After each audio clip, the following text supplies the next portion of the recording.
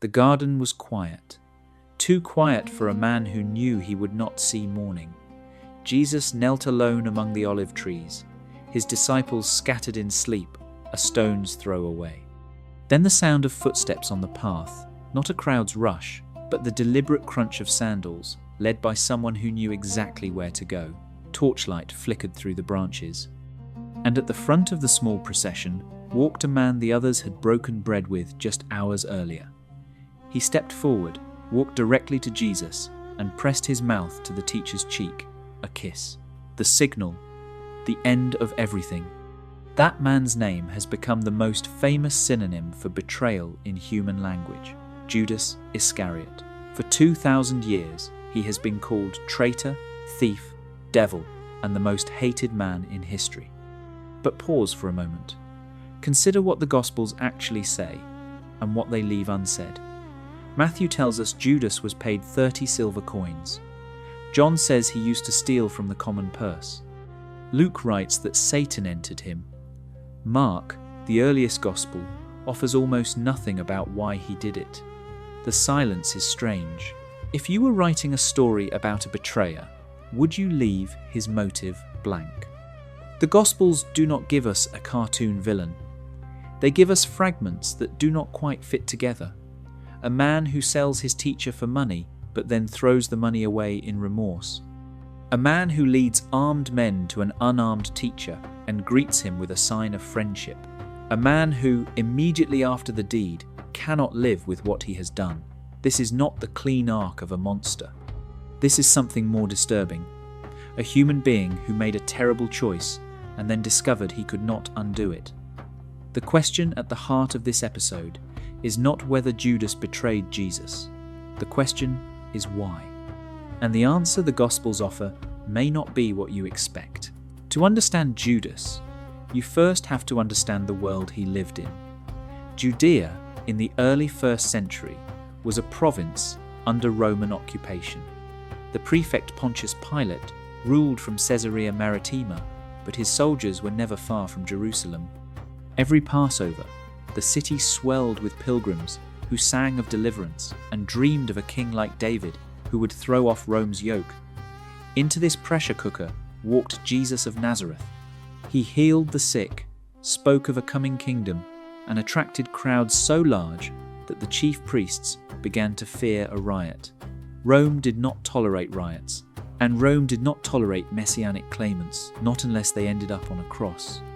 The 12 disciples Jesus gathered were not a uniform group. Simon was a zealot, a member of a movement that advocated armed resistance against Rome. Matthew had been a tax collector, a collaborator with the occupying power. And Judas Iscariot came from Kerioth, a town in southern Judea. The name Iscariot may mean man of Kerioth, or it may derive from the Latin Sicarius daggerman, suggesting a connection to the radical assassins known as the Sicarii. Scholars cannot be certain, but the possibility matters. If Judas had revolutionary sympathies, then his expectations of Jesus would have been very specific. He would have followed a leader who would fight. What did Judas see during those years? He saw Jesus feed thousands with bread and fish. He saw the blind receive sight and the lame walk. He also saw Jesus refuse to take up a sword. When Peter drew a blade in the garden, Jesus told him to put it away. When the crowds wanted to make him king by force, Jesus withdrew to the hills. Over and over, Jesus spoke of suffering, of rejection, of a death he would have to face. For a zealot or a revolutionary, this would have been incomprehensible. You do not follow a Messiah who walks toward his own execution. You follow one who burns the Roman garrison. Imagine the slow erosion of hope. At first, every miracle would have seemed like a prelude to the final confrontation. But as months passed, and Jesus continued to talk of peace, of turning the other cheek, of a kingdom that was not of this world, Judas may have begun to feel a quiet, terrible disappointment. Not anger at first, just the sinking realization that the man he had followed was not the man he thought he was. He had left his home, his family, his livelihood for this teacher. And now the teacher was speaking of death. The scholar Amy Jill Levine notes that for a first-century Jew, a Messiah who did not fight was nearly a contradiction in terms. Judas was not alone in his confusion. The other disciples also argued about who would be greatest in the coming kingdom. They all expected thrones. Judas may have simply been the one who could not bear the weight any longer. He had watched the money John's Gospel says Judas kept the common purse and used to steal from it. That accusation appears only in John, written decades after the events. But if it is true, it tells us something about character.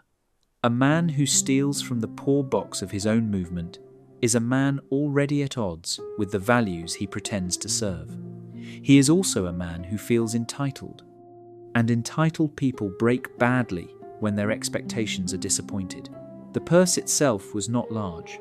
Donations from supporters, enough to feed 13 men and a few women travelling with them. To steal from it required small, daily betrayals of trust long before the big one. Perhaps the theft was not the cause of the betrayal, but a symptom of something deeper. A man who had already decided that the rules of the group no longer applied to him. By the final week in Jerusalem, the tension had become unbearable. Jesus entered the temple and overturned the tables of the money changers. The chief priests saw this as a direct challenge to their authority granted by Rome. They began to look for a way to arrest Jesus quietly, away from the crowds who might riot. They needed someone from the inside, someone who knew where Jesus went at night, someone who would accept payment. And Judas, the keeper of the purse, went to them. Matthew records the offer. "What are you willing to give me if I hand him over to you?" They counted out 30 silver coins, the price of a slave. He must have told himself something, a reason, a justification. The Gospels do not record his internal words, only the external act. But 30 coins would not have made a rich man. It was not wealth, it was something else. A transaction that made the betrayal official, even if the money itself was almost beside the point. The Last Supper took place in a borrowed upper room. Jesus washed the disciples' feet, a task so humiliating that only servants performed it. He broke bread and said, "This is my body." He passed a cup and said, "This is my blood of the covenant." Then he said the words that must have landed like a stone in still water. "Truly I tell you, one of you will betray me." The room went silent. One by one, the disciples asked, "Surely not I, Lord?" Even Judas asked. Matthew's Gospel records the exchange. "Surely not I, Rabbi?" And Jesus answered, "You have said so." What did Judas feel in that moment? The Gospel of John adds a detail the others omit. Jesus dipped a piece of bread and handed it to Judas, a gesture of honor and friendship at a shared meal. Then John writes, "Satan entered into him." Jesus looked at him and said, "What you are going to do, do quickly." Judas rose and left. The other disciples thought he was going to buy supplies or give something to the poor. They did not understand. It was night. John makes sure you notice that. It was night. He had walked out of the room and into history as the man who handed God over to the soldiers. But what drove him? The Gospels give us at least 3 distinct answers, and scholars have added a 4th. The first answer is the simplest: greed. John says Judas was a thief who carried the money bag and helped himself to its contents. 30 silver coins would have been a substantial sum, about 4 months' wages for a labourer. But if greed was his only motive, why the remorse? Why throw the money back at the priests and hang himself? Greedy men do not usually return the profit and then kill themselves. They spend it. The second answer appears in the Gospels themselves: demonic possession. Luke writes that Satan entered Judas before he went to the priests. John says the devil had already put betrayal into Judas's heart. For many believers, this is sufficient explanation. Evil is not always rational. Sometimes a person becomes a vessel for cosmic opposition. But even within that theological framework, Judas remains a human being who made a choice. The Gospels do not say he was compelled against his will. They say Satan entered him and then Judas acted. The distinction is subtle but crucial. Possession in first-century Jewish thought did not erase personhood. It overwhelmed it, but the choice to accept or resist was still present. The early church father Origen, writing in the 3rd century, struggled with this very question. He concluded that Judas was responsible because he had opened the door to Satan through his own prior love of money. The demonic explanation did not remove human guilt. The third answer is the one that has fascinated historians for 2 centuries: political disappointment. In this reading, Judas was a zealot, or a revolutionary nationalist, who believed Jesus was the Messiah, who would expel the Romans and restore the kingdom of Israel. When Jesus spoke, instead of suffering, of turning the other cheek, of a kingdom not of this world, Judas felt betrayed. The 30 coins were not payment for treachery, they were severance. He would force Jesus' hand him over to the authorities, and Jesus would have no choice but to call down legions of angels and reveal his power. The kiss was not a betrayal signal, it was a trigger. This interpretation appears nowhere explicitly in the New Testament, but it fits the historical context. Jewish messianic movements in the 1st century were almost always militaristic. The Romans had crucified thousands of rebels. Anyone claiming to be the Messiah without planning to fight would have seemed absurd, or worse, dangerous. The scholar Bart Ehrman, in his book Jesus Before the Gospels, argues that Judas likely belonged to the Sicarii and acted out of revolutionary despair. Paula Fredrickson, in When Christians Were Jews, suggests that Judas may have hoped to force a theophany, a divine intervention that would establish God's kingdom on earth.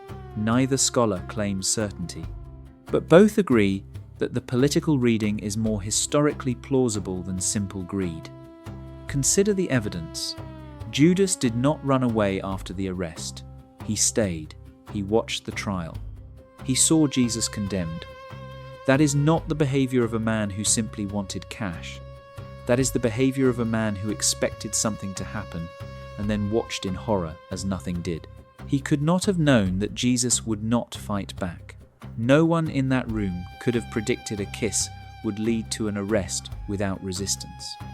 Every revolutionary instinct Judas had would have screamed that this was the moment when the sleeping Messiah would finally wake and burn the world clean. Instead, Jesus stood still. The soldiers bound him, and Judas watched the last hope he had die in the torchlight. The fourth answer comes from recent scholarship on the Gospel of Judas, a 2nd century Gnostic text not included in the Bible.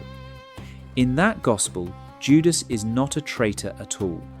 He is the only disciple who truly understands Jesus' mission.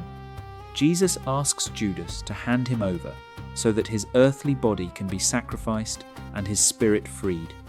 In this telling, the betrayal is actually an act of obedience, a terrible, necessary service.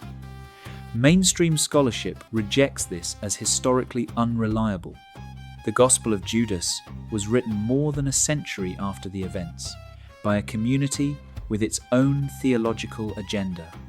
But its existence proves how troubled early Christians were by the story of Judas. They could not accept that one of the 12 was simply evil, so they reinvented him as a hero. The National Geographic Society's restoration and translation of the Gospel of Judas in 2006 reignited public fascination with this alternative portrait. Yet virtually all historians of early Christianity agree that this text tells us nothing about the historical Judas. It tells us only about 2nd century Gnostic theology. Stop, consider what you have just heard. 4 different explanations for a single act. The earliest Gospel, Mark, gives no motive at all, only action.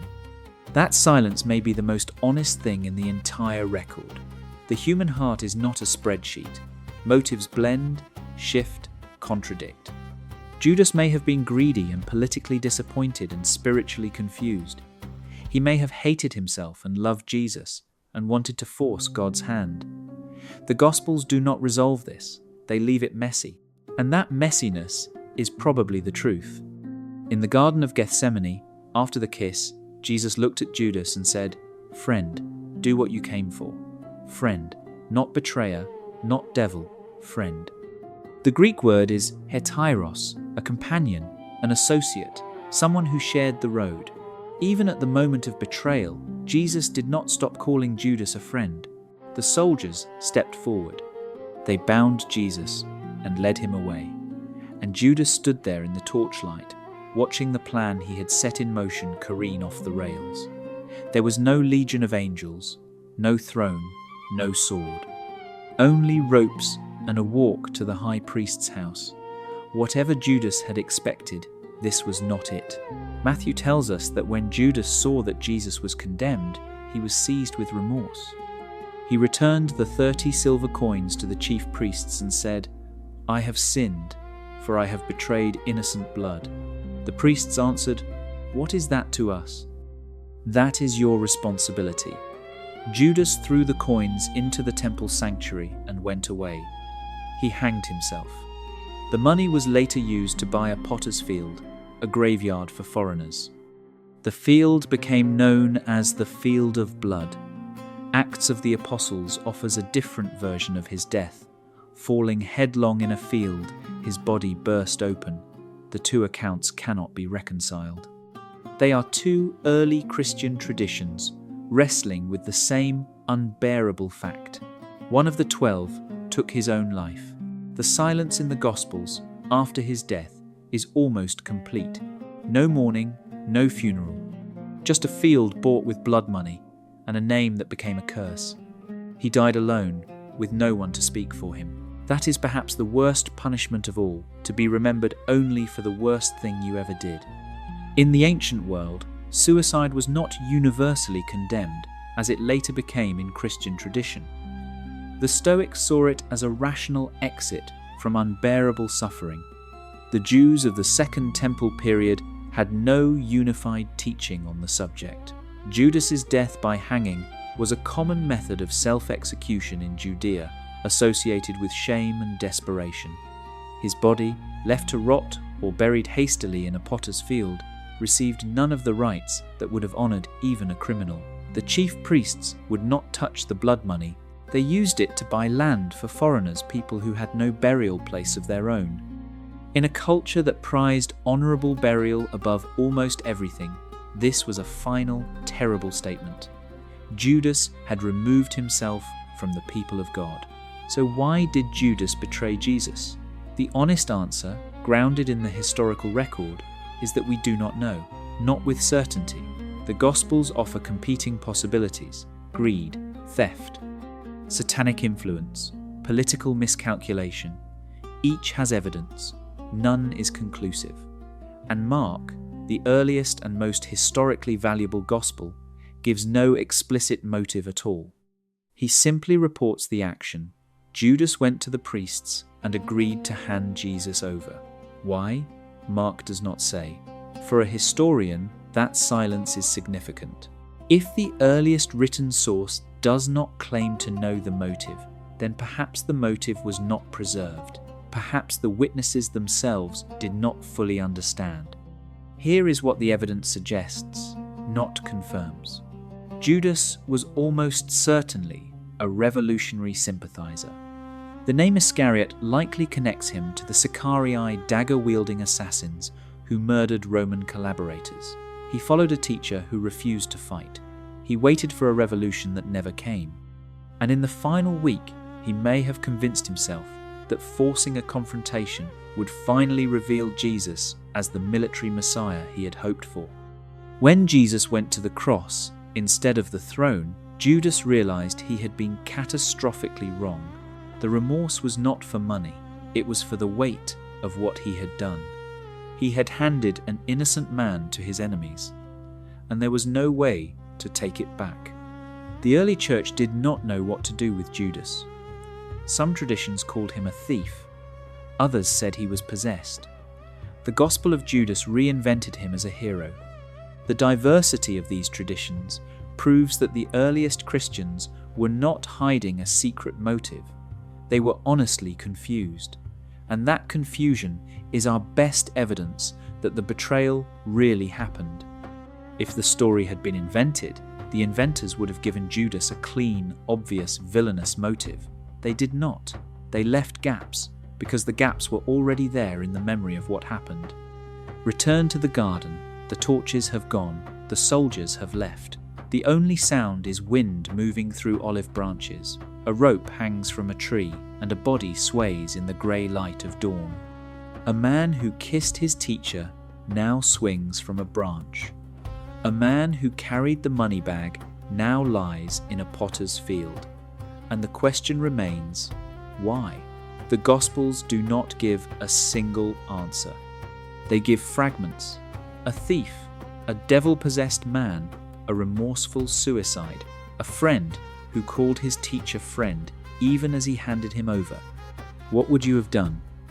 It is an unfair question. You were not there. You did not walk for 3 years with a man who healed the blind and then refused to fight. But the Gospels do not let us escape the question entirely. They show us a man who made a terrible choice and could not live with it. And they show us a teacher who, even at the moment of betrayal, looked at his friend and said, "Friend, do what you came for." There is a name for what Jesus offered Judas in that moment. The name is grace.